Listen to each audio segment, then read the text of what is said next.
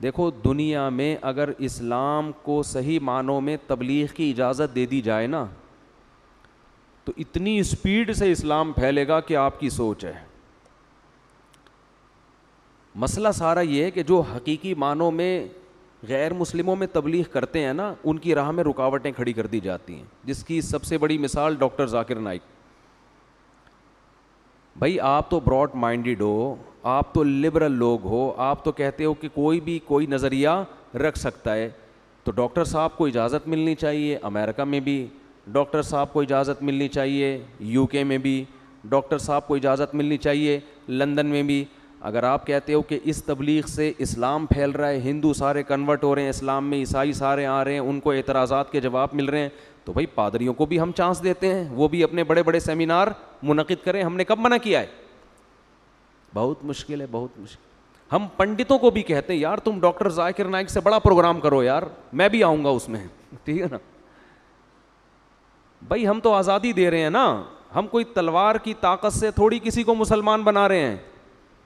ہم کہہ رہے ہیں کہ جو سیکولر اور لبرل حکومتیں ہیں وہ ان کا یہ دعویٰ ہے کہ نظریہ رکھنے میں, کوئی بھی تھیوری رکھنے میں, کوئی بھی یعنی تھنکنگ کے معاملے میں ہر آدمی کیا ہے؟ آزاد. تو بھائی آزادی دو سب کو یار.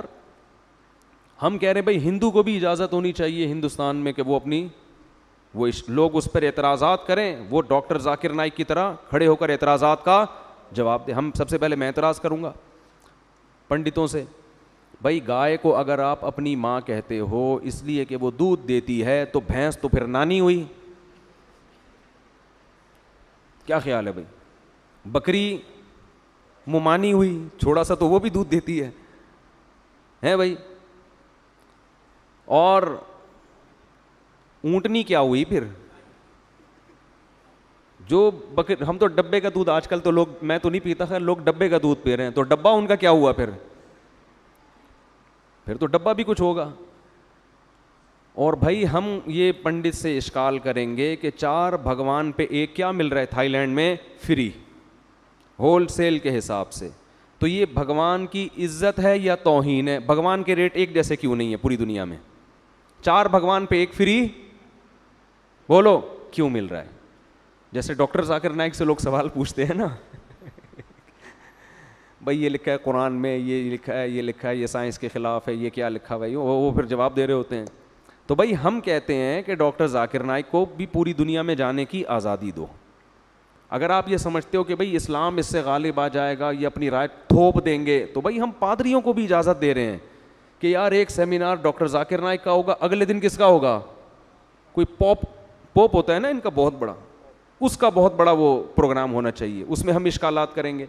تو سب کو اجازت ہونی چاہیے, لیکن یہ اجازت نہیں دیتے. ان کو پتہ ہے کہ اگر کھلی چھوڑ دے دی تو اسلام کا پلہ بھاری ہوگا, اسلام کے مقابلے میں اس کے ٹکر میں کوئی آئے گا نہیں اس کے مقابلے میں, اس لیے پابندیاں لگ رہی ہیں. ڈاکٹر ذاکر نائک سے جب میری ملاقات ہوئی نا تو انہوں نے بتایا کہ لندن میں جو مجھ پہ پابندی لگی ہے وہ اس بیس پہ لگی ہے کہ میں نے یہ کہہ دیا تھا کہ حضرت عیسیٰ اللہ کے بیٹے نہیں ہیں. تو انہوں نے کہا کہ آپ عیسائیوں کے جذبات کو مجروح کر رہے ہیں. لیبل تو کچھ بھی لگانا ہوتا ہے نا اچھا خوبصورت سا, قوم کے جذبات مجروح ہو رہے ہیں. تو کہتے ہیں اگر میں یہی دعوت دینا چھوڑ دوں, میں اتنی مصلحت سے کام لوں, تو پھر میں کرنے کیا جاؤں گا وہاں پہ؟ ٹھیک ہے نا, یہ تو اسلام کی بیسک ہے نا. یہ مجھے بڑا اچھا لگا ان کی بات کہ اپنے ویژن پہ تھوڑی کمپرومائز کرنا ہے. کچھ چیزوں میں تو انسان دائیں بائیں ہو جاتا ہے, لیکن اسلام کی بیس ہی آپ جڑ سے اڑا دیں تو اب میں وہاں کیا گھاس کھانے جاؤں؟ انہوں نے تو نہیں کہا گھاس کھانے, یعنی پھر مطلب کیا ہوا؟ میں تو وہاں ویسے ہی گھومنے پھرنے جا رہا ہوں. تو یہ تو بیان ہوگا کہ حضرت عیسیٰ اللہ کے بیٹے نہیں ہیں. عیسائیوں میں تو یہی بیان ہوگا, ہندوؤں میں یہی بیان ہوگا کہ یہ بت جو اپنے ہاتھوں سے بناتے ہو یہ معبود نہیں ہے, یہ مشکل کشا نہیں ہے.